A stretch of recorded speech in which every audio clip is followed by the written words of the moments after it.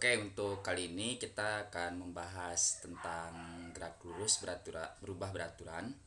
Nah, ini untuk percepatan yang konstan ya.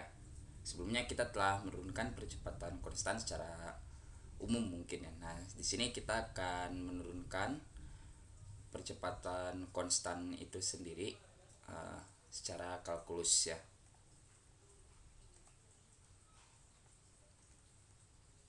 Nah, dalam kalkulus kita ketahui bahwa percepatan itu merupakan perubahan kecepatan tiap satuan waktu, dan ini bernilai konstan.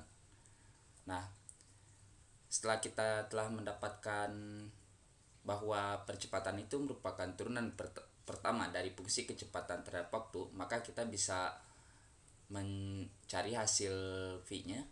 Kita bisa pindah ruas seperti ini, dv sama dengan a dt. Nah, ini kita integralkan kedua ruas dengan batas V sampai V0 dv di sini a integral dt dengan batas t sampai 0. Nah, ini karena integral dv maka kita bisa menuliskan di sini V dengan batas V sampai V0 sama dengan a kali t. Nah, di sini kita telah mengetahui bahwa ini adalah selisih ya. V dikurangi V0 sama dengan AT. Nah, V sama dengan V0 ditambah AT. Nah, bagaimana grafik yang ditunjukkan oleh percepatan konstan ini? Kita bisa melihat di sini. Nah, ini adalah grafik yang menunjukkan percepatan konstan. Nah, di sini semisal untuk percepatan konstan di sini nilainya, ini percepatan maksudnya. Ini 1 meter per sekon kuadrat, ini sekon. Kita bisa tarik garis ke sini. Nah, ini sampai T, dari 0 sampai T. Nah, bahwa daerah yang diaster ini merupakan selisih dari kecepatannya atau perubahan kecepatannya.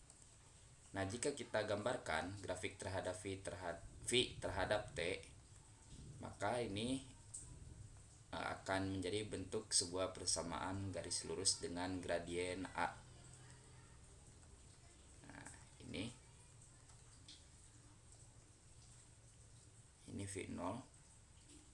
Nah, ini untuk luas di bawah kurvanya kita bisa melihat bahwa ini adalah delta X atau perubahan dari jaraknya. Nah, seperti itu untuk percepatan konstan ya. Nah, sekarang kita akan melanjutkan ke perumusan jaraknya. Kita ketahui bahwa kecepatan itu merupakan turunan pertama dari fungsi jarak. Nah, berarti kita bisa mencari jaraknya dengan cara yang sama.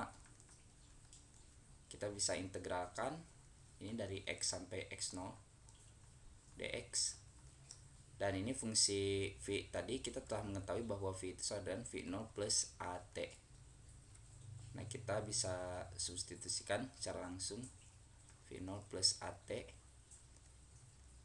dt. Nah, ini X dikurangi X0. Ini dari T sampai 0 ya. Dari 0 sampai T ya. Nah, di sini kita bisa melihat langsung, kita pisahkan bentuk integralnya. V0 dt ini plus A integral. Ini.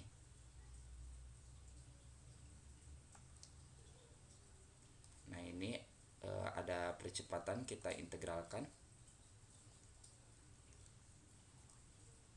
T dt. Nah, dalam kalkulus kita telah mengetahui bahwa hasil dari ini adalah V0 kali T plus setengah AT kuadrat. Sehingga untuk X sama dengan X0 plus V0T plus setengah AT kuadrat. Dan ini adalah persamaan yang telah kita turunkan sebelumnya, hasilnya memiliki hasil yang sama. Nah, untuk grafiknya sendiri kita bisa melihat di sini. Ini X, ini T. Nah, maka grafiknya akan melengkung seperti ini. Akan membentuk suatu parabola di X0 Ini semisal di sini adalah T.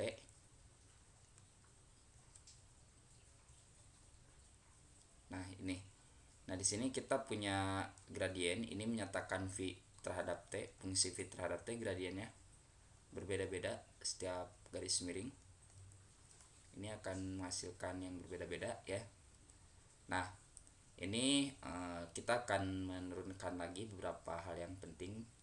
Nah, semisal kita ini adalah grafik, contoh dari grafik X terhadap T untuk gerak lurus berubah beraturan. Nah, selanjutnya kita akan menurunkan lagi satu persamaan di mana A sama dengan dV per dt. Jika kedua ruas kita kalikan dengan dx.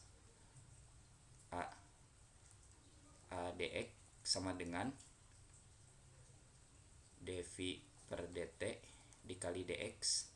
Nah, kita di sini telah mengetahui ada dx per dt di sini. Nah, bahwa dx per dt telah kita definisikan bahwa itu besarnya kecepatan. Kita ubah lagi. ADX sama dengan V dV ya. Nah, kita integralkan dari X sampai X0 A dx, dan ini kita integralkan V terhadap dV.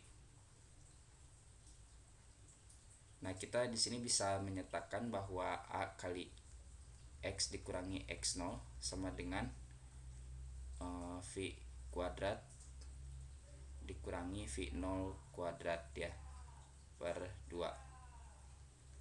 Nah, di sini kita bisa melihat dari hasil akhir bahwa V kuadrat sama dengan V0 kuadrat plus 2 kali AX. 2 kali AX dikurangi X0. Nah, ini memberikan hasil yang sama ketika kita menurunkan secara persamaan biasa. Namun di sini perbedaannya kita menurunkan secara kalkulus atau menggunakan metode kalkulus.